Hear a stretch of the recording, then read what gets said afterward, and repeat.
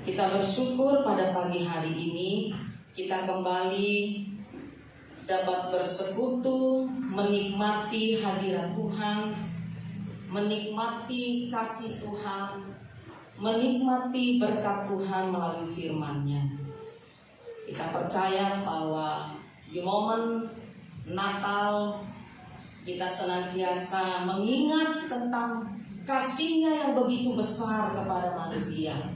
Dia rela datang ke dalam dunia ini menjadi sama dengan manusia. Artinya dia mengerti apa yang menjadi keinginan kita, menjadi kebutuhan apa yang menjadi kebutuhan kita. Tuhan sanggup untuk memenuhi semuanya di dalam hidup kita.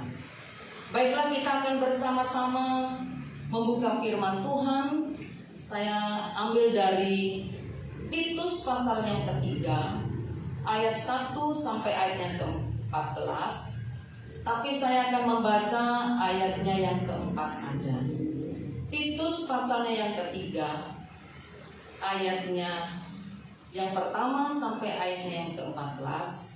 Tetapi kita akan membaca di ayatnya yang keempat saja. Kalau Bapak Ibu sudah menemukannya, mari kita membaca bersama-sama. 1, 2, 3. Tetapi ketika nyata kemurahan Allah, Juru Selamat kita, dan kasih-Nya kepada manusia. Saya akan mengulang kembali. Tetapi ketika nyata kemurahan Allah, Juru Selamat kita, dan kasih-Nya kepada manusia. Bapak Ibu, kita akan belajar dengan satu tema, kemurahan Allah telah nyata kepada manusia. Bapak Ibu yang dikasihi Tuhan, kita tahu bahwa surat Paulus ini ditulis dan dialamatkan kepada Titus yang dikatakan sebagai anak yang sah menurut iman. Dan Titus sekaligus menjadi rekan sepelayanan Paulus. Karena bagi Paulus, Bapak Ibu, Titus ini adalah seorang yang memang pantas untuk diteladani, dijadikan teladan. Dan Titus ini adalah seorang yang sabar. Ya. Untuk itulah Titus diutus oleh Paulus ke Pulau Kreta. Karena orang-orang percaya di Kreta sedang menghadapi tantangan iman yang berat. Jadi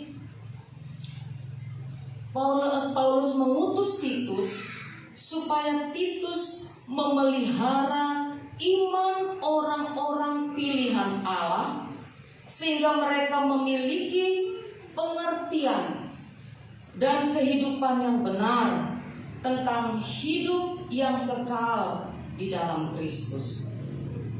Paulus memberi pesan kepada Titus untuk mengingatkan beberapa hal yang penting bagi orang-orang yang percaya di Kreta sehubungan dengan kondisi mereka.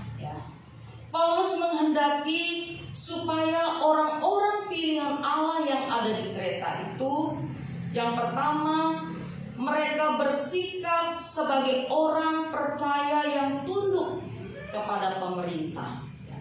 Di ayatnya yang pertama, pasal 3, ingatkanlah mereka supaya mereka tunduk pada pemerintah dan orang yang berkuasa. Mereka harus tunduk kepada pemerintah. Arti kata tunduk, Bapak Ibu, kalau saya lihat di Kamus Besar Bahasa Indonesia, itu artinya menghadapkan wajah ke bawah. Mereka hormat. Tunduk artinya patuh. Agar mereka tunduk pada pemerintah dan orang-orang yang berkuasa, taat pada peraturan dan siap melakukan pekerjaan yang baik. Mengapa harus tunduk pada pemerintah?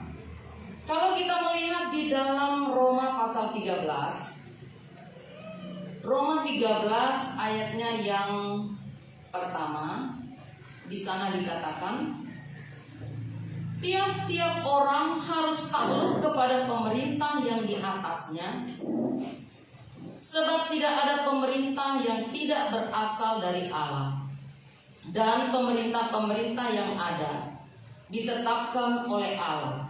Sebab itu barang siapa melawan pemerintah, ia melawan ketetapan Allah, dan siapa yang melakukannya akan mendatangkan hukuman atas dirinya.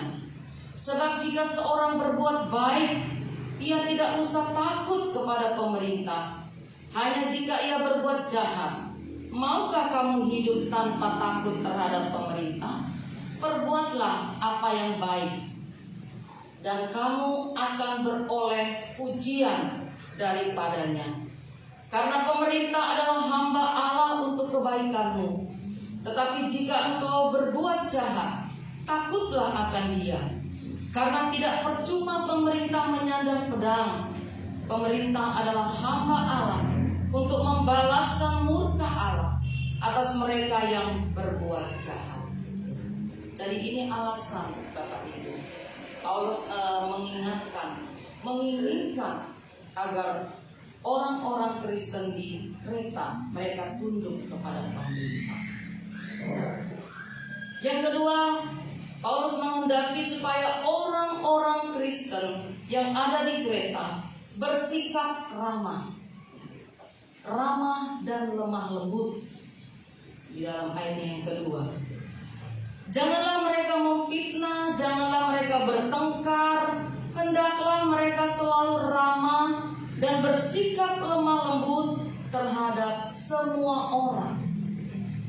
Semua orang, Bapak Ibu. Arti kata ramah di situ adalah baik hati dan menarik budi bahasanya, menarik tutur kata dan sikapnya, suka bergaul dan menyenangkan dalam pergaulan. Ya, ini artinya kita harus belajar untuk melakukan apa yang Tuhan kehendaki, yang baik di dalam kehidupan kita. Arti kata lemah lembut adalah baik hati, tidak pemarah, tapi peramah. Lemah lembut berarti bersedia menerima keterbatasan dan kesulitan yang ada tanpa melampiaskan kejengkelan kita terhadap orang lain. Di dalam Efesus pasal 4 ayat yang kedua mengingatkan kita, hendaklah kamu selalu rendah hati, lemah lembut dan sabar. Ya, ini juga karakter yang harus kita terus belajar. Kita tidak bisa melakukannya dengan spontanitas, harus perlu belajar. Ya, belajar untuk menjadi lemah lembut. Bapak Ibu yang dikasihi Tuhan, jemaat di Kreta sebagai orang-orang yang telah ditebus dan menerima keselamatan oleh kemurahan Allah, maka mereka harus bersikap ramah dan lemah lembut, bukan saja kepada sesama orang Kristen, bukan saja kepada sesama teman-teman kita satu iman, tetapi kepada semua orang dalam berbeda suku, agama, ya, karakter, semua orang. Sebab kelemah lembutan adalah salah satu karunia dan buah roh, ya, yang dikatakan di dalam Galatia pasal 5 ayatnya yang ke-23. Selanjutnya Bapak Ibu, Paulus juga menghendaki dan mengingatkan kembali kepada orang-orang Kristen yang ada di Kreta bahwa dahulu juga mereka memiliki cara hidup yang jahat. Di ayatnya yang ketiga dikatakan, karena dahulu kita juga hidup dalam kejahilan, tidak taat, sesat, menjadi hamba berbagai-bagai nafsu dan keinginan, hidup dalam kejahatan dan kedengkian, keji dan saling membenci. Itu itu dulu sebelum kita ditebus, sebelum kita menerima Kristus. Jadi sikap tunduk pada pemerintah dan sikap ramah pada semua orang bukanlah perbuatan semata-mata menyenangkan manusia, melainkan menunjukkan sikap hidup orang percaya yang telah diselamatkan. Jadi perbuatan baik yang kita lakukan bukan untuk mengejar keselamatan Bapak Ibu, tetapi sebagai wujud dari keselamatan. Itulah yang harus kita kerjakan, perbuatan-perbuatan yang baik. Dan hal ini haruslah kita pahami bahwa melakukan perbuatan baik bukanlah sebuah syarat untuk menerima keselamatan. Ya. Melakukan perbuatan baik bukanlah sebuah syarat untuk menerima keselamatan, melainkan buah dari keselamatan. Ayatnya yang keempat sampai ayatnya yang ketujuh tadi. Tetapi ketika nyata kemurahan Allah, juru selamat kita dan kasih-Nya kepada manusia, pada waktu itu Dia telah menyelamatkan kita, bukan karena perbuatan baik yang telah kita lakukan, tetapi karena rahmat-Nya oleh permandian kelahiran kembali dan oleh pembaharuan yang dikerjakan oleh Roh Kudus yang sudah dilimpahkannya kepada kita oleh Yesus Kristus, Juru Selamat kita, supaya kita sebagai orang yang dibenarkan oleh kasih karunia-Nya berhak menerima hidup yang kekal sesuai dengan pengharapan kita. Ya. Bapak Ibu yang dikasihi oleh Tuhan, sebanyak apapun amal dan kebaikan yang manusia lakukan, itu tak akan pernah mengubah status berdosa. Ya. Sebanyak apapun amal dan kebaikan yang manusia lakukan, tidak akan pernah mengubah status berdosa kita di pemandangan Allah. Ya. Artinya Bapak Ibu, ketika orang yang berdosa itu mau datang kepada Kristus, mengakui segala dosa-dosanya, ya. Di dalam pertama Yohanes pasal 1 ayat yang ke-9 dikatakan, jika kita mengaku dosa kita, maka Ia, Allah, adalah setia dan adil, sehingga Ia mengampuni segala dosa kita dan menyucikan kita dari segala kejahatan.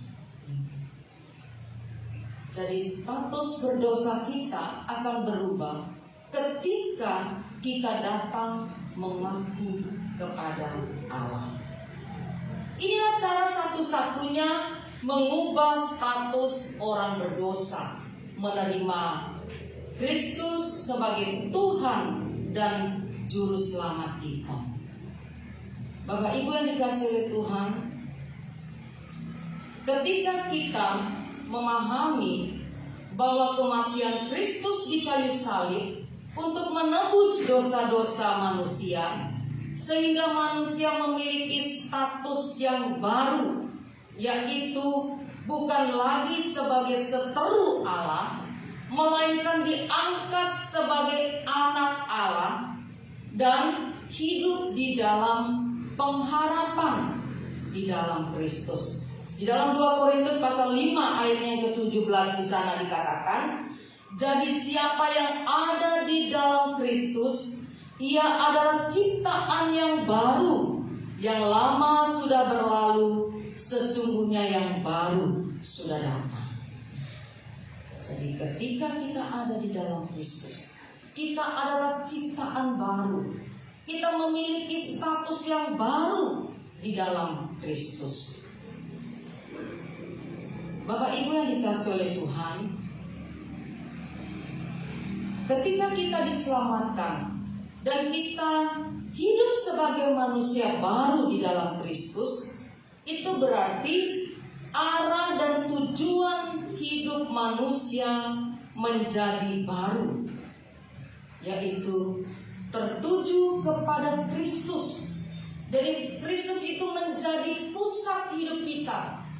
Fokus kita hanya kepada Kristus, bukan lagi kepada diri kita sendiri.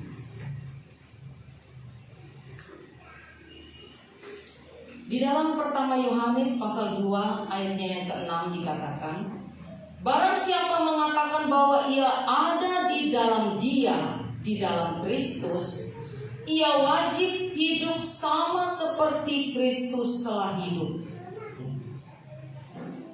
Jadi kalau kita mengaku bahwa kita sebagai pengikut-pengikut Kristus yang telah ditebus dan diselamatkan oleh Yesus, berarti kita wajib hidup sama seperti Kristus telah hidup.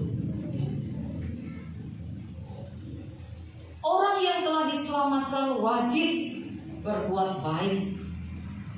Kita tetap belajar ya untuk melakukan hal-hal yang baik di dalam kehidupan kita. Selanjutnya Paulus menghendaki orang-orang Kristen di Kreta supaya mereka melakukan pekerjaan yang baik. Melakukan pekerjaan yang baik. Di ayatnya yang ke-8 dan ayatnya yang ke-14 dikatakan, perkataan ini benar, dan aku mau supaya engkau dengan yakin menguatkannya, agar mereka yang sudah percaya kepada Allah sungguh-sungguh berusaha melakukan pekerjaan yang baik. Itulah yang baik dan berguna bagi manusia. Ayat 14 dikatakan, dan biarlah orang-orang kita juga belajar melakukan pekerjaan yang baik untuk dapat memenuhi keperluan hidup yang pokok, supaya hidup mereka jangan tidak berbuah. Belajar melakukan pekerjaan yang baik, karena itulah yang berguna bagi semua orang, dan untuk memenuhi keperluan hidup yang pokok, supaya hidup mereka jangan tidak berbuah. Paulus menghendaki mereka menghasilkan buah-buah kehidupan yang baik untuk kemuliaan bagi nama Tuhan sebagai orang-orang yang telah ditebus.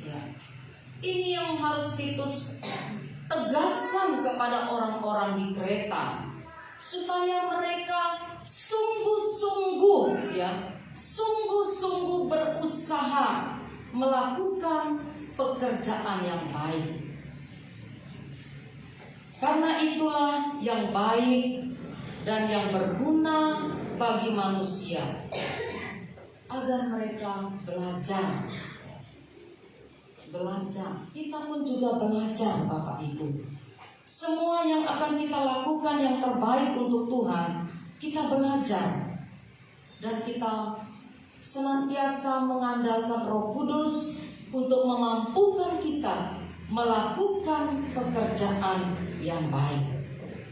Yang terakhir yang menjadi kerinduan Paulus bagi orang-orang di Kreta adalah mereka harus menghindari pertengkaran.